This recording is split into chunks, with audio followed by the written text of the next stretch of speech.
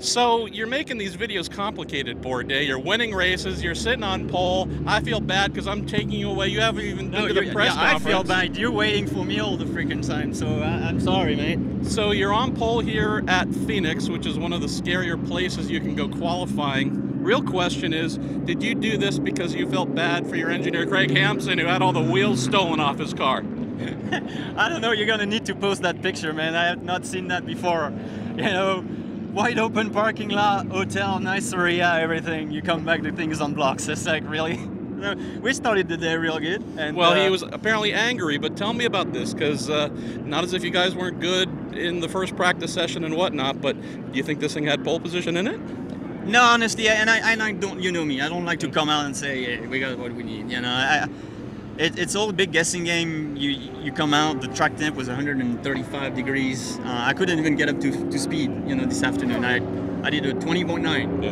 And I was like, this thing ain't right, man. It's like, I'm just scaring myself here and sliding understeer, oversteer at speeds which nothing should happen, right? And so I didn't really know what to think of it, to be honest. And then we waited a little bit, and then I finally got a run in. By that point, I was like, okay, when the track temp becomes not too ridiculous again for qualifying, I think we'll be okay. Okay, probably top 5. Okay, pole.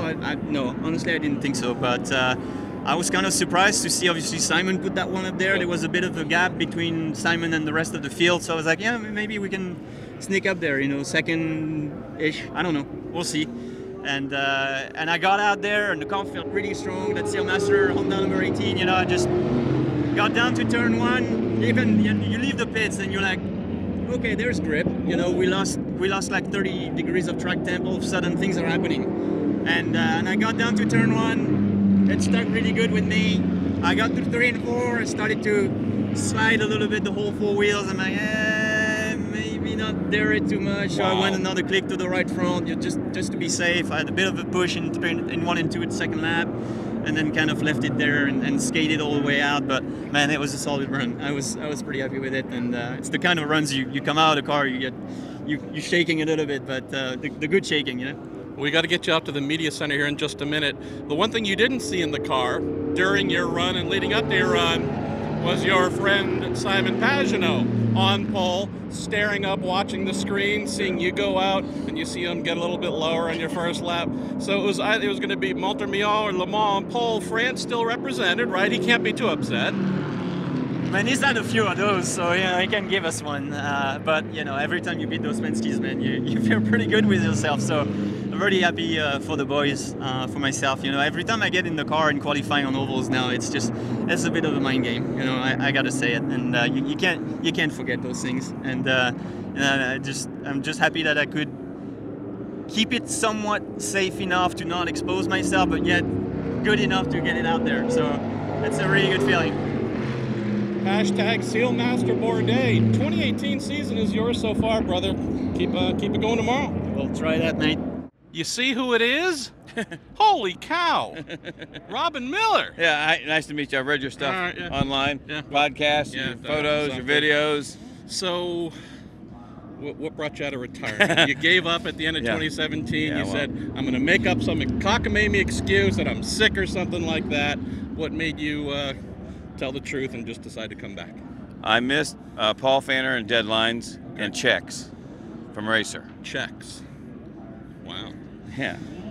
Well, other than people telling you lies and saying they're happy to see you back today. It's just tough for him to say that with a straight face. We had a pretty awesome qualifying session. Yeah, right? The guy you've been saying, oh, it's going to be Bourdais the whole time. No, we haven't said that at all. We didn't think that at all.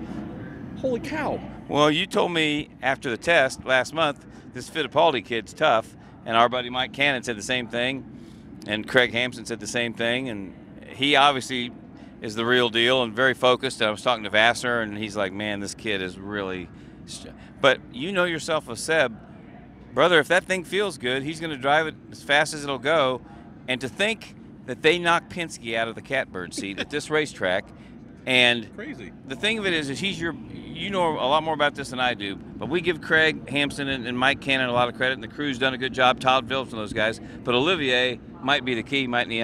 Look, explain to people why he's the key. Olivier was Sebastian's race engineer at KV Racing when KV shut down. Seb and Olivier came over. Craig is the primary, he's the race engineer, but Olivier is the guy looking after the dampers, really the simulation guy who makes sure that the car comes out and is quick right off the bat. And he and Craig work together to really kind of shape this thing into something special. So Seb being on pole here, pretty amazing. Seb on pole at an oval, not a flat one like Milwaukee, which you used to love. This is a ballsy place, knowing what happened in Indianapolis, that win at St. Pete. I mean, this frickin' Tampa-based Frenchman is turning into IndyCar's #1 PR generator.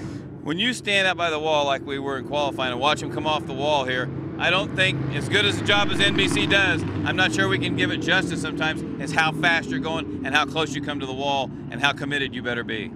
So let's talk about some other things too. The February test here, the Schmidt-Peterson guys were nowhere, absolutely nowhere. St. Pete, street course, Wickens on pole, almost wins the thing. Man, right up front, another thing too. I don't know if Hinchcliffe invited his best friend / worst enemy, out-qualified him 2 races in a row now. This rookie Wickens thing, I think that's a hot mess right there. But like you said, I think Hinch has crashed 2 of the last 3 times he's been here. One was in a test and one was at last year's spring training. So this thing was like starting to probably bother him a little bit. So he's starting 5th, and I think Wickens is 4th. I mean, to be up there with the Penske guys, because you knew St. Pete was a fluke. They were nowhere other than Will. So you figured, okay, Penske was awful tough here a couple years ago. They're going to be tough to beat. They're going to be heard from. You're not going to. But I just like the way this thing's grouped and the way there's so many different teams scattered through this. Kanan was up there for a little bit. Yep. And Juncos. I mean, my God. Yeah. Kyle Kaiser had a half a practice day? Yeah. And he's in the top. He out-qualified Scott Dixon, for God's sakes. How does that happen? I asked Dixon if he was going to retire, because it's all downhill from here. He's done. You're done. Sorry, Dix. Let's look at some other things that's not just happened today, but also interesting stuff. Sticking with Schmidt-Peterson Motorsports, ran into Hinch's chief mechanic, Billy Vincent, who pointed out that on the top of Hinch's helmet, there's a sticker. God, those things. That's nice, isn't it? We're not upset about the noise here at all. Hinch is carrying a sticker this weekend, just encouraging, giving some support for Billy's father, who just went in the hospital and just had bone marrow treatment, dealing with bone marrow cancer. So here something you know nothing about. So we have Hinch, who's trying to give some love to his chief mechanic's dad. Then on the somewhat comedic side, Craig Hampson, who drove down from Illinois with his family here, woke up this morning to find all 4 wheels on their rental SUV were stolen. So not only was he not too happy about that, they're actually looking for the guys, not just get the wheels back, but apparently they want them to service one of their extra cars for the Indy 500. So they're... You know, Mike Miller, the veteran mechanic who works for Ryan Hunter-Ray, was the #1 suspect, but he claims he was not up early enough to steal the tires and wheels. But Craig was smiling after qualifying, was he not? Yeah, that's what I asked Seb. I'm like, so you're doing one for your old engineer here. Let's close on one other thing for the day, Robin. How beautiful is it looking at Marco Andretti's car, knowing that it's been patterned to look like what his father drove, his grandfather drove here almost 25 years ago. It's a sweet little ride. Well, I really congratulate Brian Sperber and the PR people, ISM, whatever we call it. This is Phoenix to me, but they've really gone out of their way to honor the tradition of Mario and IndyCar racing, and I hope we get to come back here. I hope we get to keep coming back. I mean, it's probably going to be IndyCar's call, I don't know, but if the race can just be pretty good, and it's kind of split, half and half? I mean, I don't know if there's going to be a second groove. That's hard to do, but if the tires go off and guys are sliding around and you can get underneath somebody and it's a good race, that's all we want to see. I think there's potential for fun. I think tire degradation is going to be the thing to follow. So who knows? We might actually check back before the race tomorrow. We'll just blather on about our normal stuff. You know, I told you where I'm heading Sunday morning, right? I don't know how late I'm going to stay doing a video tomorrow night. I'm heading to WrestleMania. I know. The thing of it is that you will walk in there and somebody will mistake you for one of the wrestlers, and your ass will be up there on the stage being thrown around.